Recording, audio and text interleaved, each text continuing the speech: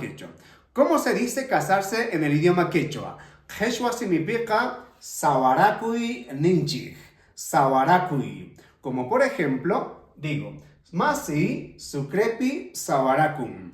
Masi sukrepi sawarakum. Que esto estaría en tiempo presente, que la traducción sería: mi amigo se casa en Sucre. Mi amigo se casa en Sucre. Vayamos por el mismo ejemplo, pero en tiempo pasado. Y diríamos de la siguiente manera: Masi sukrepi sawarakurta.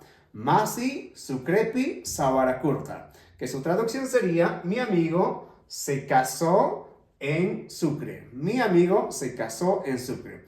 Vayamos por el último ejemplo, pero en tiempo futuro. Y diríamos: Masi sukrepi sawarakunka. Masi sukrepi sawarakunka. Que su traducción sería: mi amigo se casará en Sucre.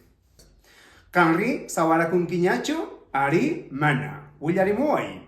¿Y tú? ¿Ya te casaste? ¿Sí o no? Déjame en los comentarios. As kamaya kachum y achakujuna. Tinkunakama.